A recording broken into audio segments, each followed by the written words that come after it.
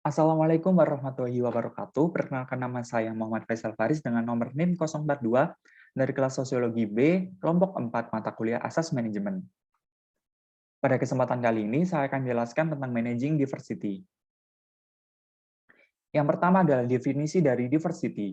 Diversity atau keragaman pada awalnya hanya berarti variasi, namun pada sekarang ini lebih digunakan sebagai pengertian untuk menjelaskan tempat kerja bagi orang dengan berbagai latar belakang dan budaya.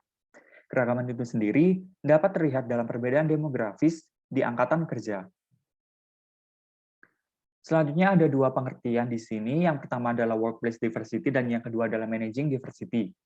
Poin pertama adalah workplace diversity adalah adanya keberadaan berbagai jenis orang dari jenis kelamin, ras atau suku, kelompok usia, latar belakang, budaya, dan sudut pandang personal yang berbeda di tempat kerja.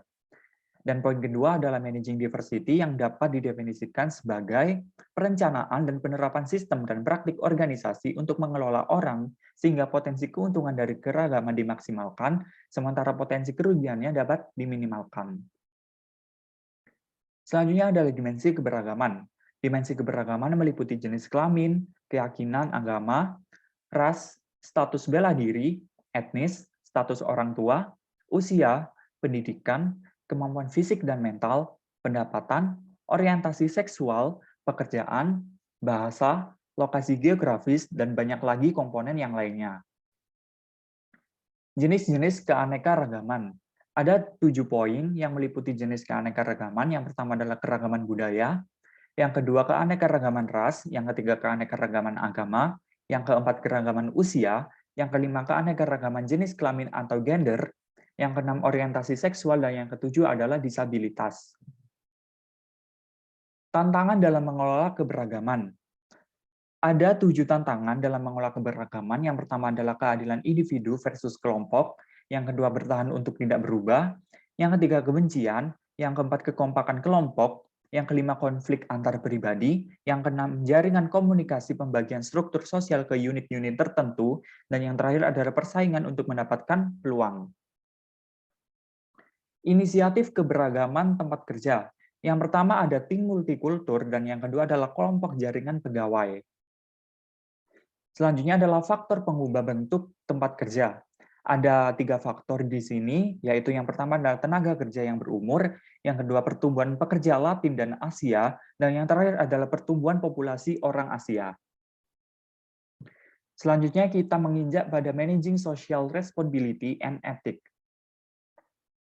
Green management. Green management dapat didefinisikan sebagai seperangkat proses standar dan praktik yang membantu perusahaan untuk meningkatkan keberlanjutannya dengan merencanakan, melakukan, mengevaluasi, dan mengatur kebijakan lingkungan. Green management juga ada 2 poin. Yang pertama adalah pengakuan kedekatan hubungan antara pengaruh keputusan dan tindakan organisasi terhadap lingkungan alam, masalah lingkungan global yang dihadapi manajer, seperti polusi limbah beracun udara, air, tanah, pemanasan global, efek rumah kaca, dan depresi sumber daya alam. Dan yang kedua adalah manajer harus mempertimbangkan dampak dari organisasi mereka terhadap lingkungan alam. Selanjutnya adalah sustainability, yaitu merupakan istilah umum yang meliputi seluruh pergeseran cara pandang seseorang mengenai pemahaman tentang dunia tempat kita tinggal. Bagaimana sih organisasi kita dapat menjadi hijau? Yang pertama dapat melalui pendekatan hukum, yang kedua pendekatan pasar, yang ketiga pendekatan stakeholder, dan yang keempat adalah pendekatan aktivis.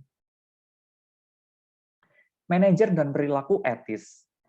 Di sini ada 2 pengertian, yaitu etika dan nilai. Yang pertama adalah etika, yaitu dapat didefinisikan sebagai prinsip, nilai, dan keyakinan yang menentukan perilaku benar dan salah, sedangkan nilai adalah keyakinan dasar tentang apa yang salah dan benar. Mendorong perilaku etis.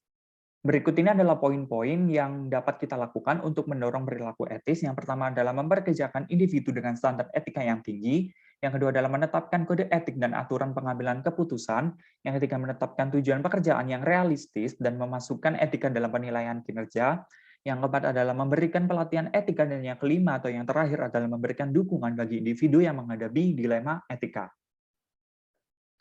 Selanjutnya adalah social responsibility, yaitu bidang kesehatan seperti program donor darah, vaksinasi COVID-19 gratis dan pengobatan gratis. Yang kedua dalam bidang lingkungan, yaitu program pengelolaan limbah, penanaman 1.000 pohon, dan pembangunan lahan, dan social responsibility. Yang terakhir adalah dalam bidang pendidikan, seperti pemberian beasiswa, pelatihan keterampilan, dan seminar di bidang pendidikan. Mungkin itu saja yang dapat saya sampaikan, kurang lebihnya mohon maaf jika ada salah kata atau materi yang kurang dapat dimohon maafkan. Wassalamualaikum warahmatullahi wabarakatuh.